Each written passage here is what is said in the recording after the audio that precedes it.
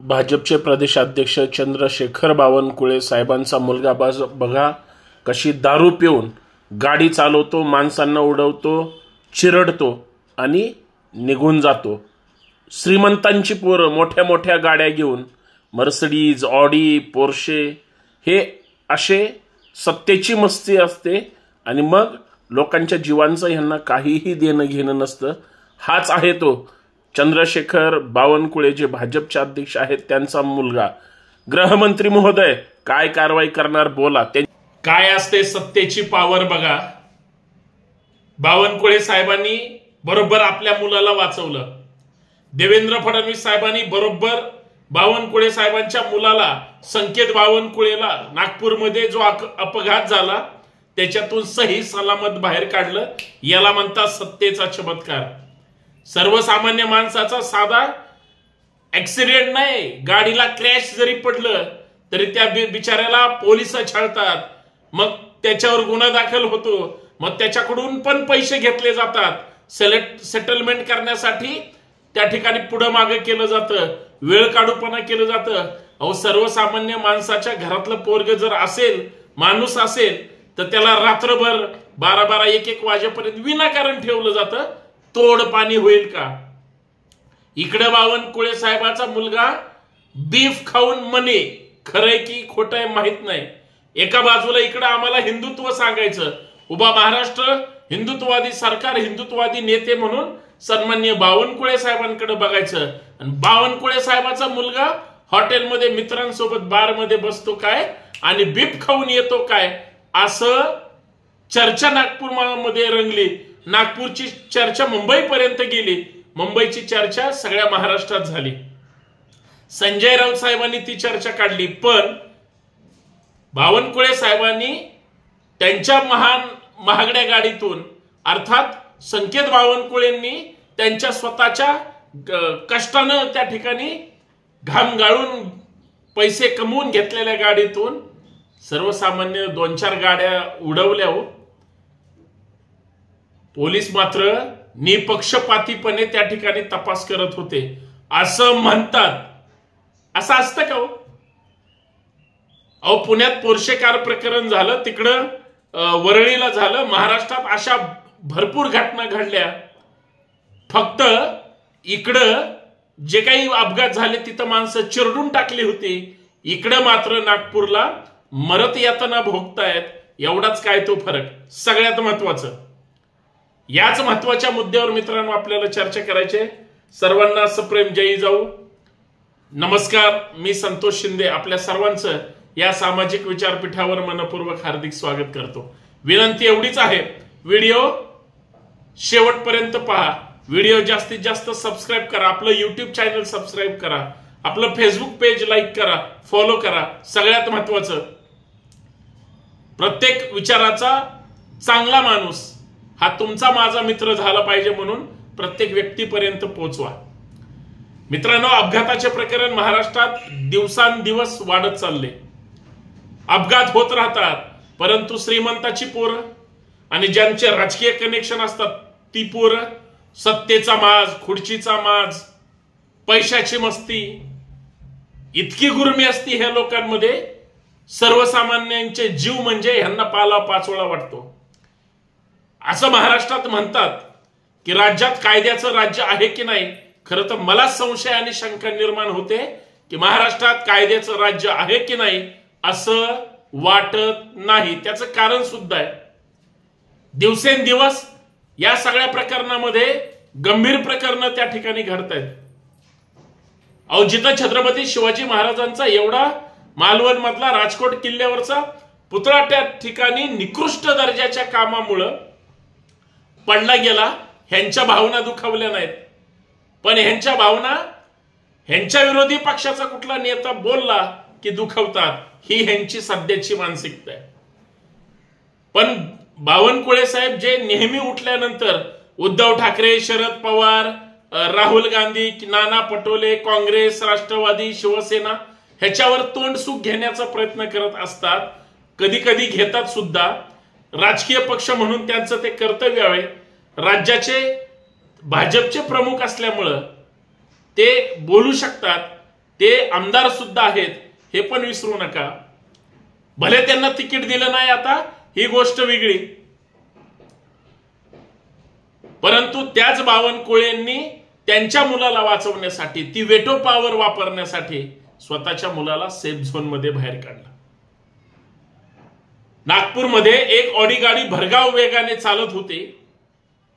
Crossing होतं, काही गाड्या वळत होत्या, काही गाड्या सरळ जात होत्या, काही गाड्या दुसऱ्या मार्गिकेकडून पुढे निघून जात होत्या. तेवढ्यात अचानक गतीने गाडी आली. जलद मार्गाने त्या गाडी जो कोणी व्यक्ती चालवत होता तो बावनकुळेंचा चिरंजीव, ज्या गाडीत बावनकुळेंचे चिरंजीव बसले होते त्या गाडीला नंबर प्लेट नाही. त्या गाडीला त्या ठिकाणी नंबर प्लेट नसल्यामुळे अपघात झाला तरी कुणाला माहित नाही. ज्यावेळेस शिवसेनेच्या नेत्या सुषमा अंधारे पुण्यातून नागपूरला पोहोचल्या आणि त्यांनी ती गाडीची पाहणी केली, लक्षात आलं त्यांनी जे आरोप केले होते तेच आरोप खरे होते. संजय राऊतांनी जे आरोप केले होते ते खरे होते. मग बीपचा आता काय, त्यांची कसली टेस्ट घ्यायची? बर, हे सगळे दारुडे, हे सगळे दारूच्या नशेमध्ये होते. या सगळ्यांनी प्रचंड दारू पिलेली होती आणि मित्र प्रचंड गोंधळात अख्ख्या नागपूरला आपणच विकत घेतलंय अशा आविर्भावात ज्या पद्धतीने वागत होते, फिरत होते, त्याच्यामध्ये जो अपघात बावनकुळेच्या पोराकडे झाला, पोलिसांनी ज्यावेळेस मीडिया ट्रायल ही सगळी बातमी झाली, मीडियामध्ये आली, त्यावेळेस एकाच व्यक्तीवर गुन्हा दाखल केला. बावनकुळेंच्या पोरावर गुन्हा का दाखल झाला नाही? मित्रांनो, ह्याच्यातून 3-4 प्रश्न उपस्थित होतात आणि त्या प्रश्नावर चर्चा करणं, कारण आता 8, 10, 15 दिवस झाले सगळे गप्प बसले. बावनकुळेंच्या मुलाला सेफ साईड बाहेर काढलं का, या प्रश्नावर चर्चा करत असताना जे काही 2-4 प्रश्न निर्माण झाले त्याच्यावर आपण बोललं पाहिजे, म्हणून संतोष शिंदे बोलतोय. माझा पहिला महत्वाचा प्रश्न आहे, बावनकुळे भाजपचे नेते आहेत म्हणून माननीय देवेंद्र फडणवीस साहेबांनी राज्याचे गृहमंत्री असताना सुद्धा आणि इथल्या कायदा सुव्यवस्थेची आणि नागरिकांची काळजी करायची असताना सुद्धा बावनकुळे यांच्या संकेत बावनकुळे या मुलावर FIR का दाखल केला नाही? का त्यांना त्या प्रत्यक्ष गुन्ह्यात आरोपी म्हणून धरलं नाही? या प्रश्नाचं उत्तर महाराष्ट्राला कोण देणार? माझा दुसरा महत्वाचा प्रश्न आहे, RTO विभाग असेल किंवा जे कोणी RTO अधिकारी असतील त्यांनी बावनकुळेंच्या मुलासहित सगळ्यांवर बिगर नंबर प्लेटची गाडी चालवली, अजूनही त्यांच्यावर तसा गुन्हा दाखल झालेला नाही, माझ्या ऐकेवात नाही. म्हणजे त्यांना सगळीकडून सेफ साईड बाहेर काढलं जातंय का?